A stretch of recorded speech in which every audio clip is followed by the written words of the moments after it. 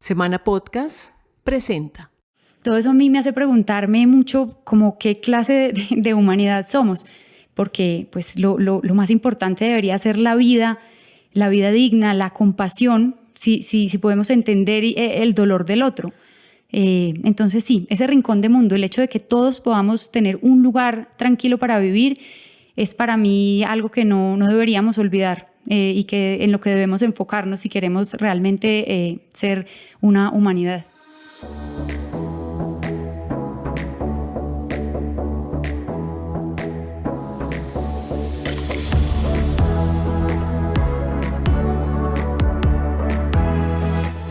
No es valiente aquel que no tiene miedo, sino aquel que sabe conquistarlo. Nelson Mandela. Este es el episodio número 59 del podcast Máximo Desempeño con la periodista e internacionalista Catalina Franco Restrepo. Bienvenidos a un programa enfocado en descubrir la mentalidad y hábitos de las personas más extraordinarias en todos los ámbitos. Creo que nuestra única obligación y mayor satisfacción es crear un estilo de vida de mejoramiento y crecimiento constante que nos impulse a conquistar nuestros sueños y objetivos. Mi nombre es Pablo Jacobsen, soy autor del libro Máximo Desempeño, conferencista, periodista y consultor en entrenamiento mental, hábitos y equipos de alto desempeño. La idea de este podcast es compartir las historias de personas extraordinarias e ideas poderosas para aprender, inspirarnos y llevar nuestro desempeño y experiencia de vida al máximo nivel. He pensado que la mejor definición de éxito es tener la libertad de ser nosotros mismos, permitir que fluya con autenticidad aquello que nuestra alma necesita expresar. Para mí la libertad es ser cada vez más consciente de mi experiencia de vida. Ser libre es hacerme cargo de mis pensamientos y creencias, para identificar aquellos que me limitan y ampliar los espacios en los que puedo crear y controlar mi destino. Todo esto es una idealista, lo sé, pero ¿cómo creamos esa vida soñada que estamos buscando? ¿Cómo superamos los obstáculos y desafíos que actualmente enfrentamos y cómo podemos ampliar nuestros espacios de libertad personal para sentirnos plenos y satisfechos? Estas preguntas me han estado rondando hace algún tiempo. A través de mis espacios de reflexión, identifiqué formas en las que podemos ampliar nuestro espacio de libertad personal y se las quiero compartir. La primera es tener claridad sobre lo que realmente queremos. Esto nos permite enfocarnos con atención e intención en aquello que deseamos lograr y no seguir dormidos en la mente inconsciente y reactiva. La claridad nos permite seguir un proceso de mejoramiento que nos impulsa hacia el destino que buscamos. Si no tenemos un objetivo claro, no sabemos hacia dónde movernos para conquistarlo. La segunda forma es pasar rápidamente de las ideas a la acción. No esperar a estar listos o a que sea el momento adecuado. Siempre habrán retos y desafíos que no podemos controlar. Lo que sí podemos hacer es elegir cómo actuar ante cada situación que se presente con una intención clara de lo que queremos lograr. Debemos enfocarnos en progresar y avanzar a diario hacia el logro de lo que queremos, y esto implica estar dispuestos a avanzar y progresar a diario con determinación y consistencia. La tercera es dejar de compararnos con los demás. Los caminos y momentos de cada persona son muy diferentes. Cuando vemos el éxito de alguien, no vemos el proceso que esa persona ha seguido para alcanzar un resultado. No hay una línea de tiempo establecida sobre cuánto esfuerzo llevará a alcanzar la libertad o los objetivos que estamos buscando. Compararnos con otros es sentir que estamos incompletos. Debemos seguir nuestro propio camino guiados por esa sabiduría llamada intuición, de manera auténtica y con absoluta confianza de lo que podemos lograr con disciplina y determinación. La cuarta es convertirte en tu mayor prioridad. Esto significa asumir el compromiso de crear un estilo de vida de mejoramiento y crecimiento constante. Para ello es necesario tomar el control de nuestros instrumentos de vida, la mente, el cuerpo y la energía vital, y enfocarnos solo en aquello que podemos controlar, nuestros pensamientos, acciones, actitud y esfuerzo. El mejoramiento diario y la acción consistente son las claves para desarrollar nuevas habilidades, y esas nuevas capacidades son las que generan la motivación para progresar hacia el logro de un objetivo. Ya lo sabes, a partir de ahora, sé tu mayor prioridad. Para concluir, existe una energía y una fuerza vital que se desenvuelve a través de cada uno de nosotros mediante lo que hacemos, y debido a que solo hay uno de nosotros en todo momento, Esa expresión es única. Si bloqueamos esa energía, no existirá a través de ningún otro medio y se perderá. El mundo necesita lo que cada uno de nosotros tiene para dar. Nuestra libertad es el inmenso poder de expresar lo que somos. Nuestro trabajo es permitir que lo que somos fluya y se desenvuelva en este mundo de forma clara y directa. Así de fácil y así de complejo. Nuestra invitada esta semana es una mujer libre, consciente y con una sensibilidad humana muy especial. Su nombre es Catalina Franco Restrepo. Es periodista, tiene un magíster en Relaciones Internacionales y Comunicación de la Universidad Complutense de Madrid, así como estudios en marketing y escritura creativa. Trabajó en medios de comunicación como CNN y W Radio y lideró las comunicaciones corporativas de varias empresas reconocidas. Catalina es una mujer aventurera que ha visitado 47 países, habla 4 idiomas y ha tenido la oportunidad de vivir en ciudades con culturas muy diversas como Montreal, Atlanta, Madrid y Medellín. En 2018 publicó su primera novela, El Valle de Nadie, una historia sobre la pérdida de la identidad de los seres humanos hasta la desaparición ante la indiferencia. También es escritora de los blogs Ojos del Alma y Cartas a la Humanidad y es columnista de la revista Cronopio.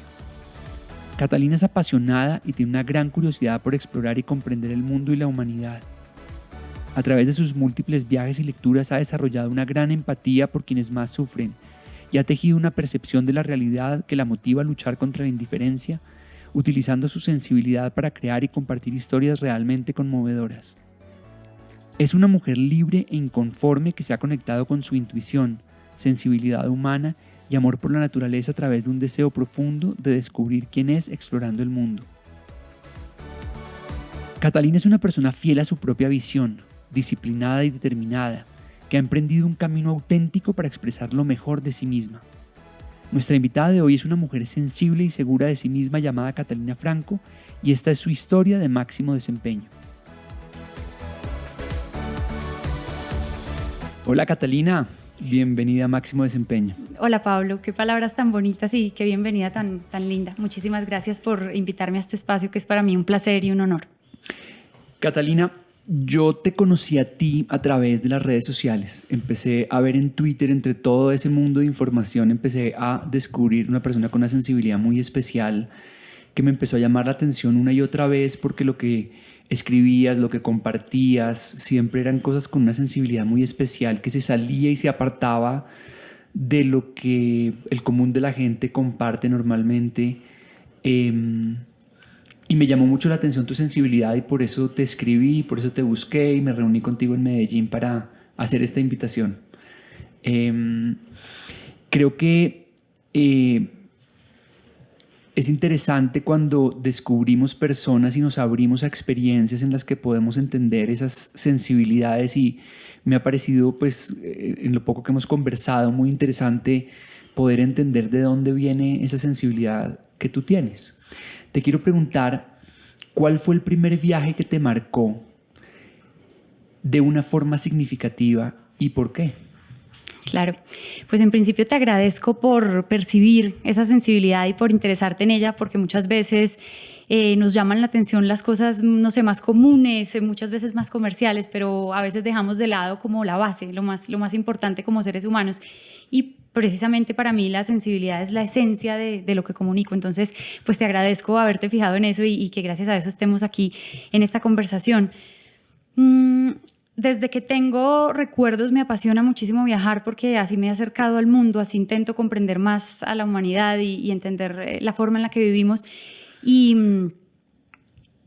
tengo el recuerdo de que ese corazón mío, que siempre ha sido muy sensible, en los viajes empezó como a encontrar su camino, a encontrar la forma de ver hacia dónde iba a encaminar esa sensibilidad para contar historias, que es mi pasión. Entonces, pues nunca podría yo escoger un viaje como el mejor que he tenido o el más importante. Cada lugar que he visitado ha sido único y se ha encargado de enriquecer mi experiencia como persona y como profesional.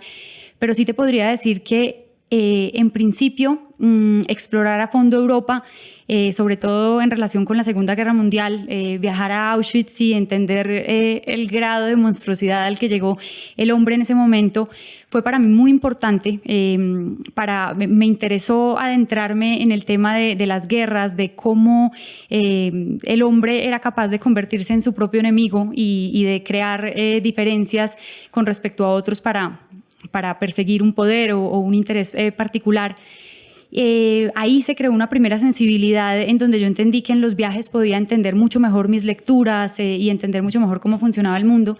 Después el viaje, por ejemplo, a la India también fue fundamental porque conocí otro universo, un nivel de pobreza y de vulnerabilidad de las sociedades que no conocía, aunque obviamente tenemos cerca casos también muy duros. No hay que ir a la India para ver eso, pero en la India tienes una percepción muy grande y muy fuerte del caos, de la suciedad, de la pobreza, de la basura, de vidas que están por debajo de la dignidad humana. Entonces la India fue un viaje que me marcó muchísimo y que es gran inspiración para mi libro.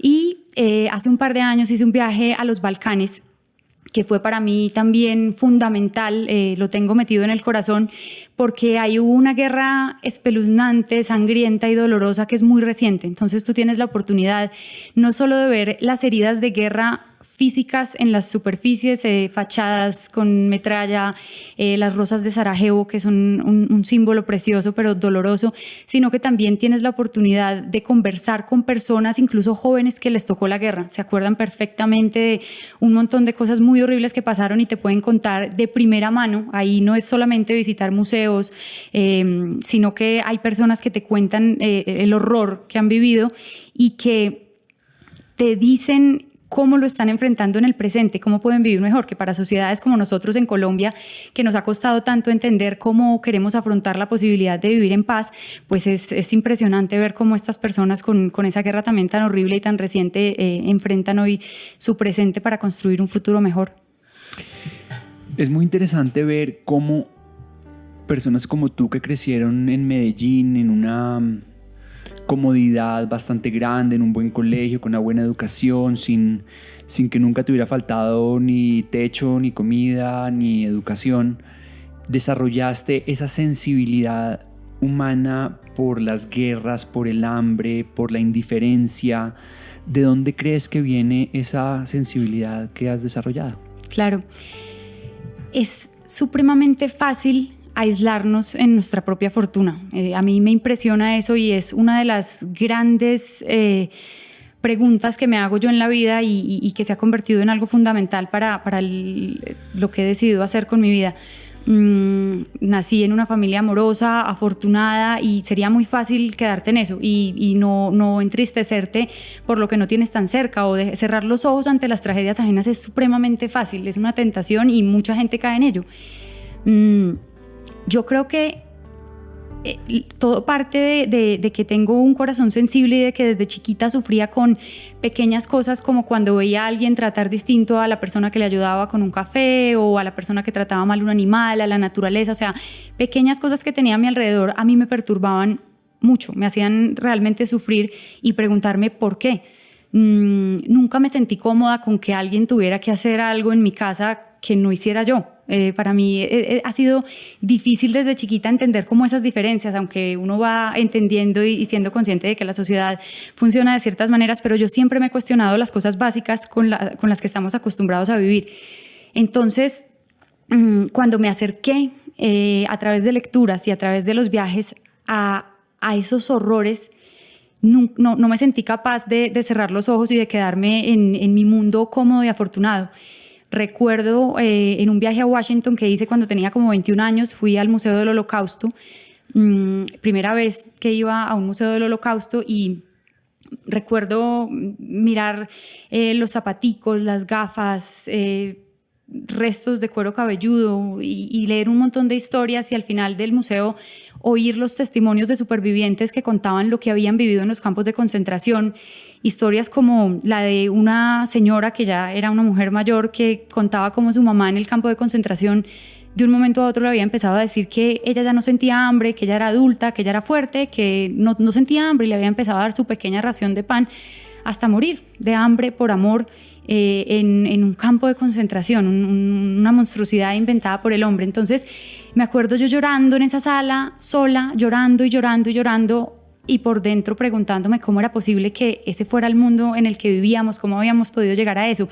Y desde ahí me apasioné por la literatura de la Segunda Guerra Mundial. Después en mi máster en Relaciones Internacionales que hice en Madrid, intenté relacionar la parte literaria con la tesis y meterme a leer a fondo la obra de Primo Levi para analizar todo este tema del proceso humano que se había vivido en la Segunda Guerra Mundial. Y yo creo que nunca he podido dejar atrás ya esa pasión y tratar de entender distintas guerras. Después toda la guerra de los Balcanes, el asedio de Sarajevo, las cosas tan dolorosas que han pasado. Entonces trato de estudiar esos temas y de leer literatura sobre esos temas y de ir a los países en donde se han vivido esos horrores, porque para mí ese dolor se convierte en una gran inspiración para contar historias y tratar de transmitir un poco esa sensibilidad y contagiar un poquito de compasión para que no seamos indiferentes. Uno de los libros que a mí más me han gustado sobre el propósito está basado en la Segunda Guerra Mundial y es el libro de Viktor Frankl que se llama El hombre en busca de sentido. Claro. Es un libro maravilloso pues, que cuenta los horrores que eran los campos de concentración y cómo quienes encontraban un propósito en su vida que trascendía más allá de ellos mismos eran generalmente quienes lograban sobrevivir pues ese horror que eran los campos de concentración. ¿Qué recuerdas de ese libro? Así es. Ese libro es, claro, una de las grandes historias, junto también, pienso yo, con la obra de Primo Levi, de personas que lo vivieron y que pueden contar el horror en un lugar en donde la vida era una tortura. Hay una pregunta que para mí es casi una obsesión, es una pregunta que desde hace mucho me hago y todavía no le he encontrado respuesta. Trato de buscarla en mis viajes, trato de analizarla cuando escribo y espero un día de pronto escribir un libro que gire en torno a esa pregunta, y es: ¿el hombre por qué está completamente empeñado en sobrevivir? Es decir, hay muchísimas personas en el mundo que tienen una vida miserable, una vida por debajo de la dignidad, no tienen lo básico, no tienen el alimento, las condiciones higiénicas, sufren todos los días con una familia a la que no pueden alimentar, una familia que está enferma. Y esas personas luchan cada día, trabajan muchas horas, siguen intentando, se hacen lo posible por vivir.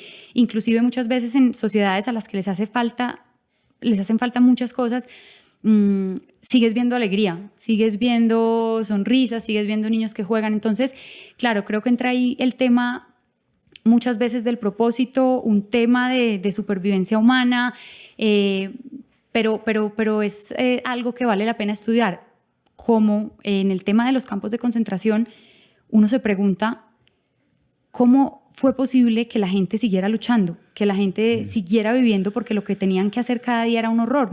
Muchos de ellos cuentan que el peor momento de todos era cuando se despertaban por la mañana con el pito que les daba el momento de despertarse y decían: esto es verdad, o sea, vuelve y empieza un día de estos larguísimo, con ampollas en los pies, y tenían que salir en un clima horrible a hacer trabajos forzosos y sin la más mínima energía. Entonces, para mí son valiosísimos esos testimonios para entender cómo funciona el hombre y de dónde salen esas fuerzas para vivir, pero para también seguir contando historias que le hagan al hombre recordar lo que ha pasado para que no lo repita. Una cosa que me causa curiosidad sobre ti es: tú has viajado por muchísimos países, has conocido muchísimas personas, lugares y culturas. ¿Qué has aprendido sobre ti a través de ese deseo constante de explorar el mundo? Mira, ha sido una oportunidad muy grande de dejar un poco de lado el egoísmo que tenemos como seres humanos, y sobre todo cuando nacimos en un mundo privilegiado. Cuando uno nace con las cosas básicas y tiene el enorme privilegio, porque es un privilegio, el hecho de decidir, bueno, qué quiero hacer con mi vida, por dónde la voy a encaminar, qué quiero aprender, en qué voy a trabajar, eso para muchas personas es normal, pero en realidad es un lujo.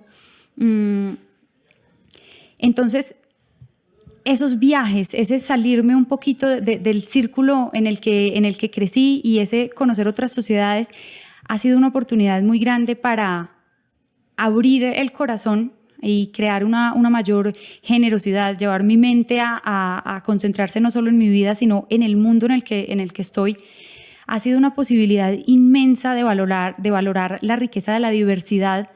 Pienso que uno de los grandes problemas de nuestro mundo es no valorar la diversidad, y por eso decimos que unos son mejores que otros, o existen los problemas de los nacionalismos, el racismo, la gente que sencillamente critica o rechaza al diferente. Entonces pienso que viajar ha sido una forma maravillosa de llenarme de la riqueza de la diversidad del mundo, saber que somos mucho más ricos como seres humanos cuando contamos con culturas distintas, idiomas, sonidos, comidas, cosmovisiones distintas, y eso siento que me hace una mejor persona, porque me hace un ser humano más libre y más abierto a la diferencia, queriendo cada vez más aprender de los demás y no pensar que yo tenga la verdad revelada o que el que es diferente a mí es mejor o peor. Es interesante lo que dices, porque en la audiencia que nos escucha en este podcast, yo creo que el 100% de las personas tenemos nuestras necesidades básicas satisfechas, y eso me hace acordar de la jerarquía de las necesidades de Maslow, donde pues nosotros estamos pensando en cómo logramos más, cómo logramos nuestros resultados, porque no tenemos la necesidad de pensar a diario en dónde vamos a dormir esta noche, o qué vamos a comer, o cómo le vamos a dar de comer a nuestros hijos. La mayoría de las personas que están acá seguramente tienen esas necesidades básicas satisfechas, y entender la vida y entender el pensamiento de esas personas que no tienen esa fortuna es algo que nos conecta con la humanidad.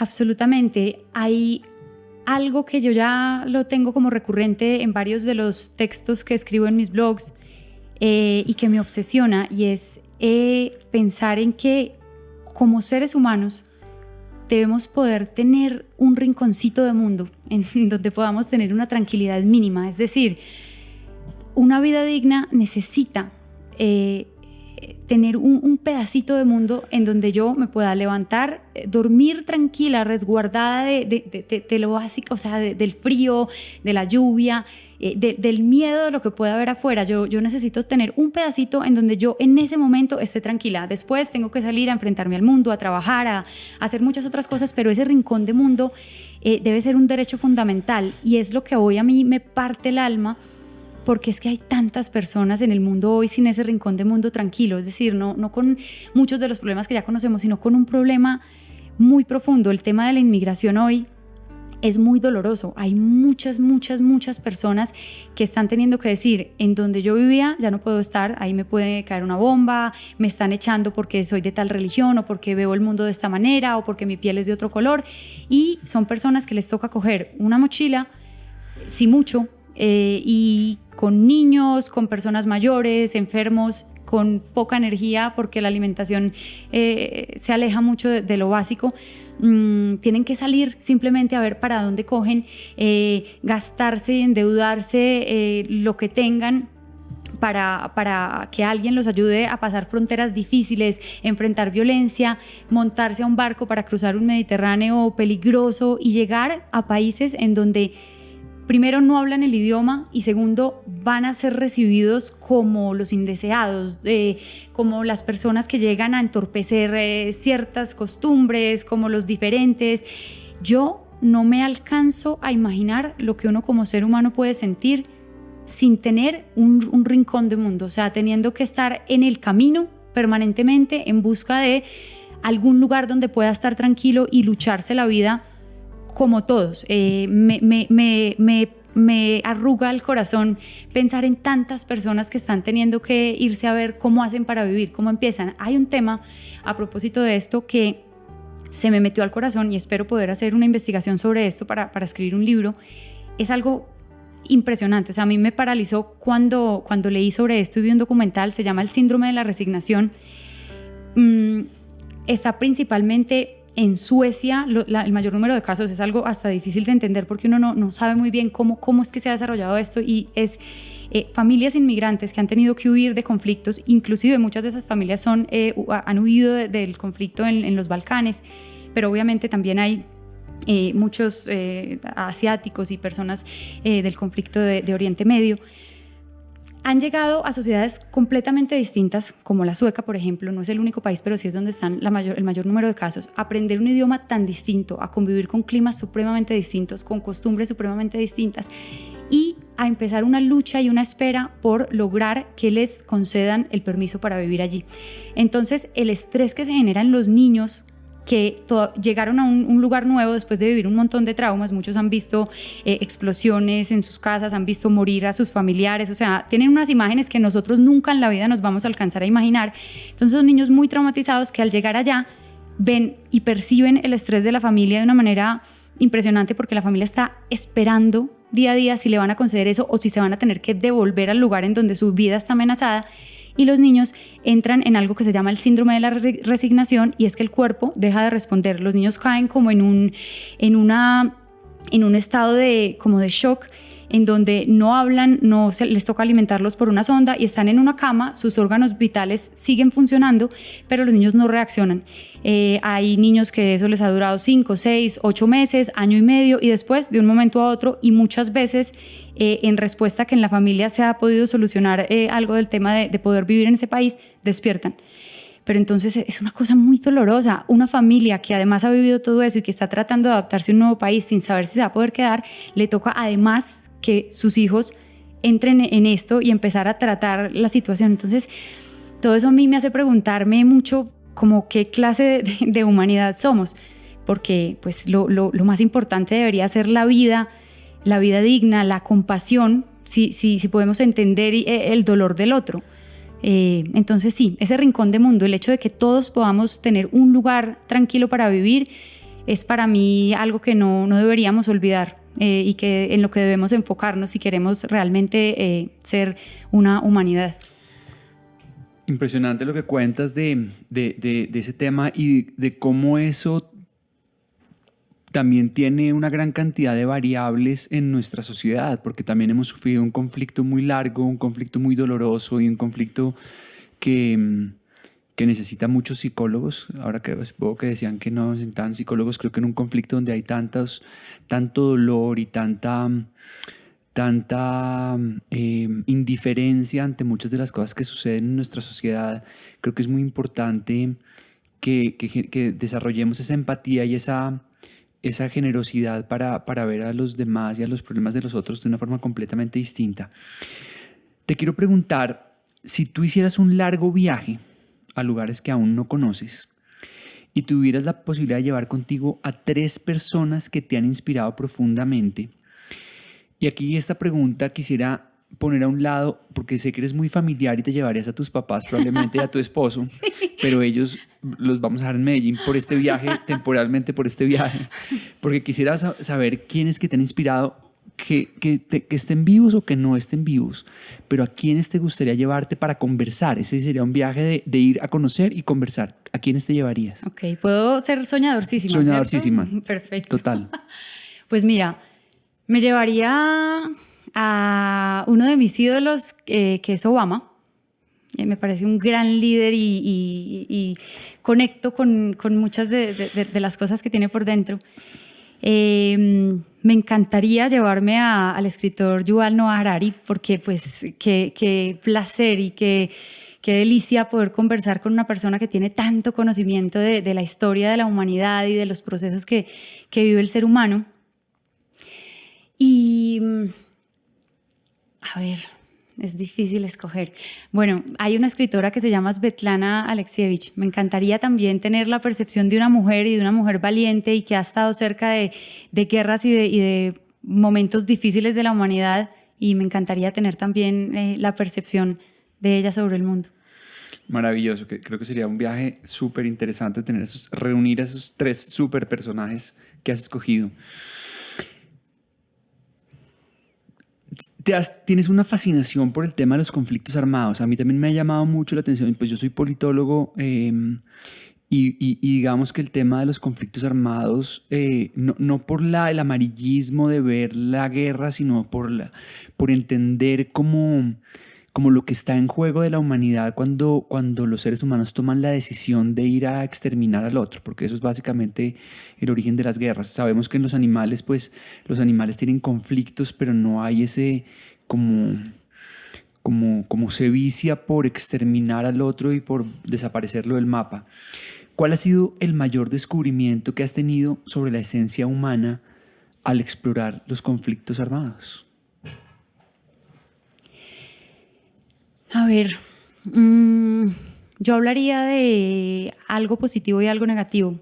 Por un lado, me ha impresionado descubrir la capacidad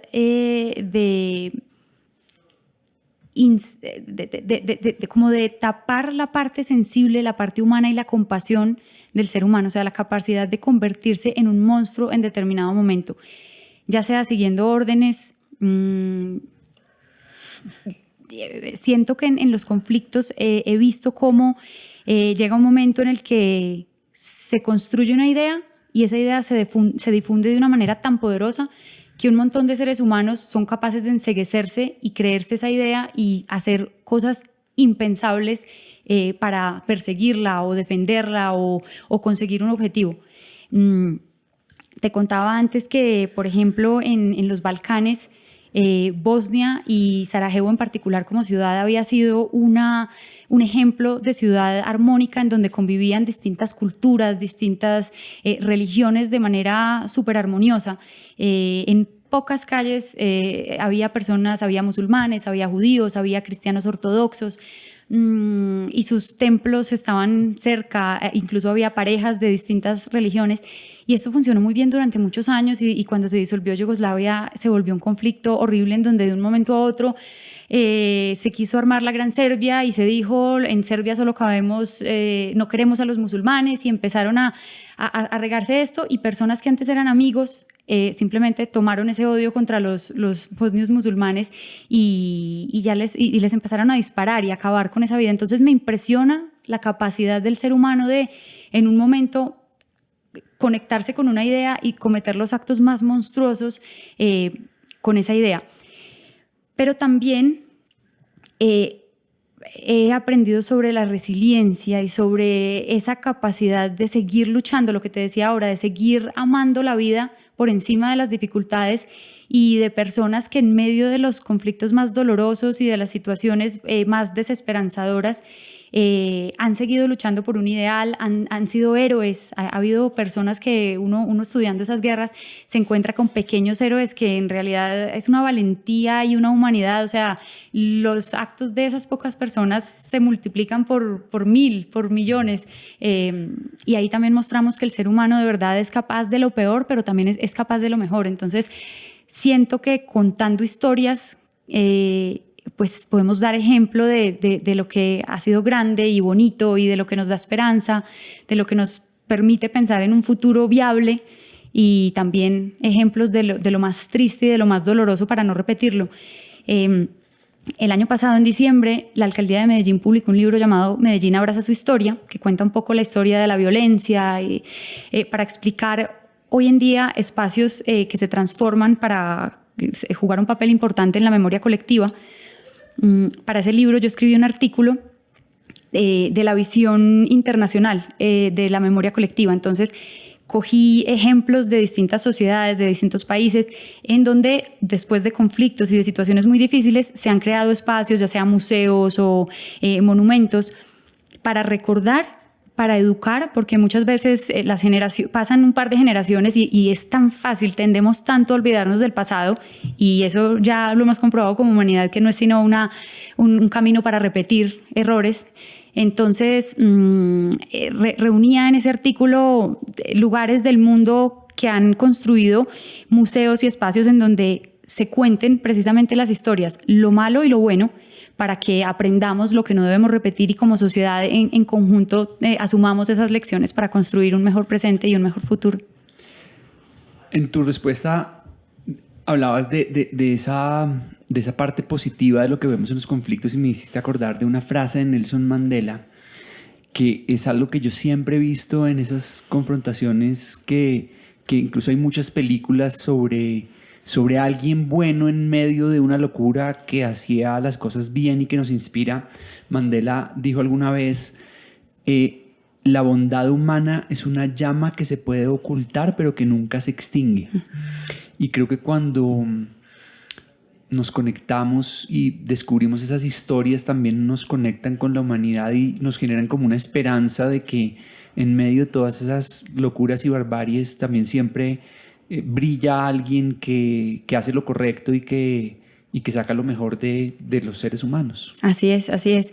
Y yo pienso que eso se puede ver de manera grande, pero también en los pequeños detalles. Por eso yo me intereso un montón por esas grandes guerras y todos esos visitas a países para entender el mundo, para acercarme más a esos conflictos.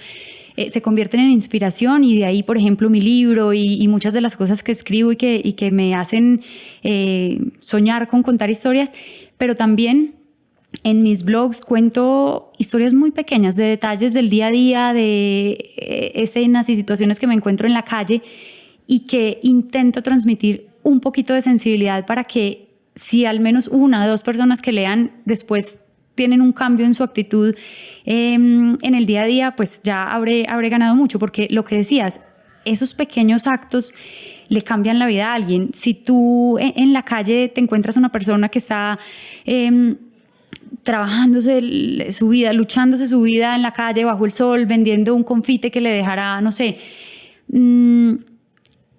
invisibilizarlo es muy doloroso.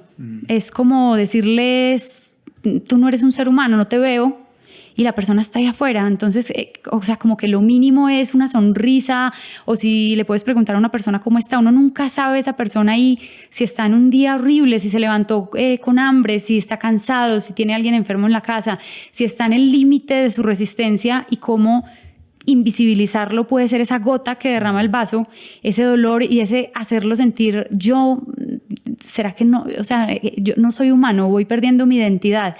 O como una sonrisa, un visibilizarlo y hacerle sentir que es un ser humano puede darle una última fuerza, una esperanza. Entonces esos pequeños actos también pienso que son fundamentales y que nos conservan como seres humanos. Sí, a veces es más importante una mirada amorosa, claro, y compasiva que una mirada, que una moneda. Claro, claro. En los viajes, algo que a mí siempre me ha impactado mucho es las religiones, porque es muy bonito ver cómo en cada lugar hay unas creencias y hay unos rituales y hay unas... digamos que la conexión con la espiritualidad en cada lugar es muy distinto, y yo siempre he pensado que la religión es una forma de dominación de seres humanos, o sea que digamos que la forma como han evolucionado las religiones es para dominar a otros seres humanos en general a partir del miedo, y que además la religión que cada uno de nosotros tiene no es más que un accidente geográfico. Porque si hubiéramos nacido en otros lugares, tendríamos la influencia de otras creencias religiosas, y simplemente por esa razón mi religión no puede ser más válida que la de una persona que está en otro lugar. ¿Cuál es tu relación o interpretación personal de la religión y la espiritualidad? Claro. Mira, no soy religiosa en lo más mínimo. Mi religión y mi Dios son el universo y la naturaleza. Ese es en lo que creo, esa es mi esperanza, me conecto es como con la energía del universo que me rodea, que me parece maravilloso, mágico, infinito, o sea, es algo que me desborda, digamos, en lo mágico y en lo bonito que es. No creo en ninguna religión, no tiendo a decir si Dios existe o no. Para mí, como te digo, Dios es la naturaleza. Todos los días doy gracias y converso con ese universo para agradecer, para agradecerle mi vida.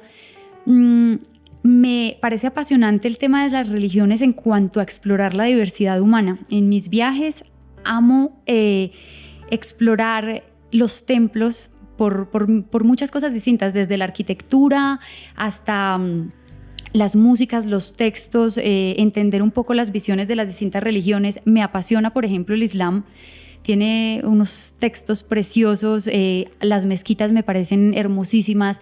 Me llama muchísimo la atención, digamos, el llamado a rezar, lo que causan las ciudades del mundo árabe y de los países musulmanes.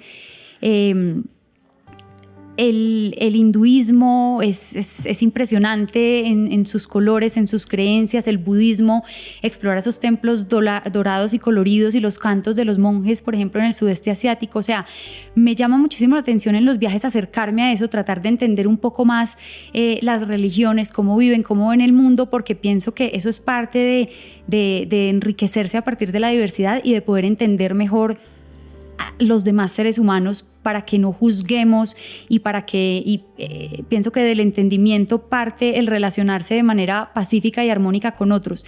Estoy completamente de acuerdo con lo que dices. Para mí la religión es una forma de manipular, vuelve y juega como en las ganas de poder del hombre, de controlar sus pueblos, de transmitir ideas para llevar y encaminar a las sociedades hacia determinados caminos. En ocasiones hay personas que, movidos y motivados por creencias religiosas, hacen el bien, y eso pues está muy bien. Hay personas que ayudan a los demás y eso pues en los momentos en que se motiven esos actos positivos, pues excelente, siempre que se genere compasión. Pero pienso que por lo general las religiones hoy en día crean conflictos, crean violencia al decir que el otro es distinto, o que si creen otro Dios esto no puede ser, o que si no se pueden usar los anticonceptivos, o bueno, como que muchas veces lo que hacen es limitar los derechos y enfrentar a las sociedades, y en esa parte sí me parece que no hacen bien. Y yo creo que abrirnos a aprender sobre otras religiones y sobre otras culturas nos enriquece inmensamente, y nos damos cuenta de que no tenemos la verdad revelada y de que no tenemos por qué imponer nuestras creencias sobre otras personas. Quiero preguntarte finalmente, ¿qué significa para ti el éxito, o qué tendrías que lograr para que te sintieras exitosa? Pues uno sí que va explorando ese concepto a medida que va creciendo, y eso va mutando mucho a medida que uno va viviendo y se va enfrentando con lo que uno ha considerado hasta ese momento éxitos o con fracasos. Creo definitivamente que el éxito está muy relacionado con la parte interior. Nos han como vendido, y permanentemente está el concepto de que el éxito sea como te ven los demás, o medirte con otros, si el otro logró esto, entonces yo soy exitosa solamente si también logro eso, o si voy más allá. Yo pienso que el éxito es uno conocerse a uno mismo también, que uno tenga claro cuál es su propósito en la vida, cuál es como ser fiel a uno mismo, encontrar su pasión y tener la valentía, porque no es ni cinco de fácil, me parece a mí, de seguir ese camino contra viento y marea, por más que parezca más difícil, que pareciera más lógica otra cosa, o que los que más te quieren te aconsejen algo distinto. Yo creo que ser fiel a uno mismo lo hace a uno sentirse en el lugar adecuado.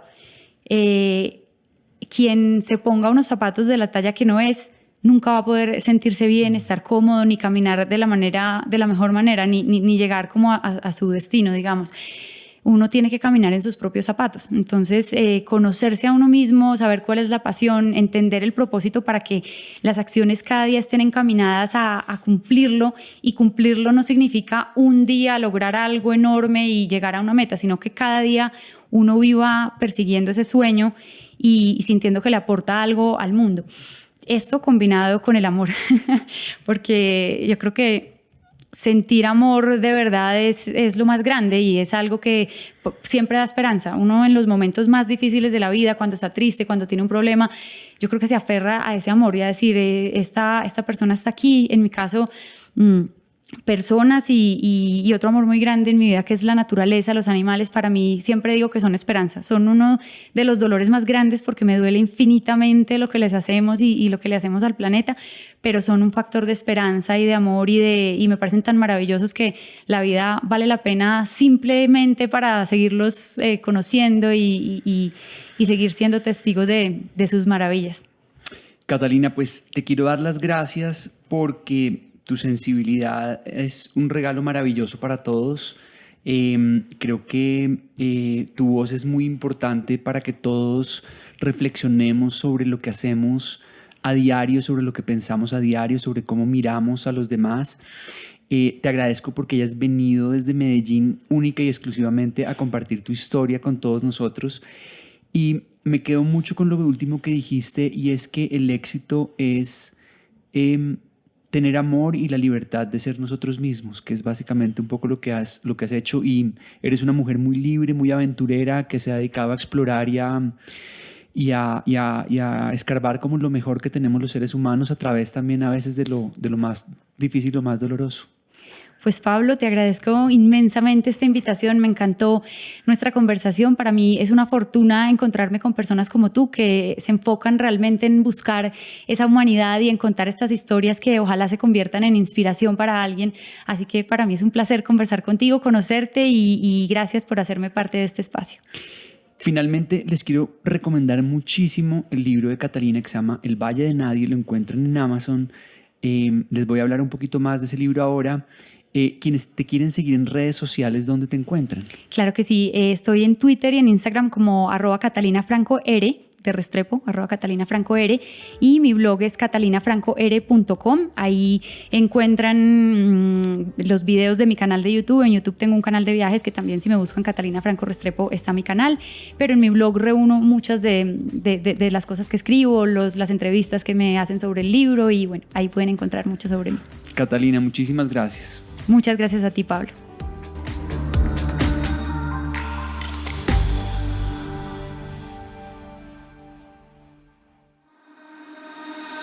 El libro que recomiendo esta semana es El Valle de Nadie, de nuestra invitada de hoy, Catalina Franco Restrepo.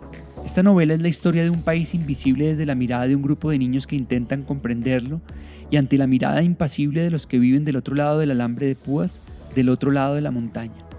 Es una historia sobre la indiferencia, el dolor, el hambre y sobre la esperanza. Lo pueden conseguir a través de Amazon en edición impresa o digital. Si deseas profundizar en el desarrollo de tu potencial, te invito a leer mi libro Máximo Desempeño. Es un libro creado para quienes quieren llevar su experiencia de vida al máximo nivel a través de una mentalidad y hábitos de alto desempeño. Lo encuentras en las principales librerías de Colombia, o puedes descargar la versión digital en plataformas como Amazon, Apple Books y Planeta de Libros. Sígueme en mi cuenta de Instagram, pablo.jacobsen, en mi canal de YouTube con el mismo nombre, en mi cuenta de Twitter, PabJack, y en mi página web www.pablojacobsen.com. Conéctate a Máximo Desempeño cada semana a través del sitio web semana.com, o puedes suscribirte para recibir todos los episodios a través de Spotify, Apple Podcasts, Google Podcasts o Deezer. Recuerda, cada día es una nueva oportunidad para llevar tu desempeño y experiencia de vida al máximo nivel. Un abrazo de gol. Chao, chao.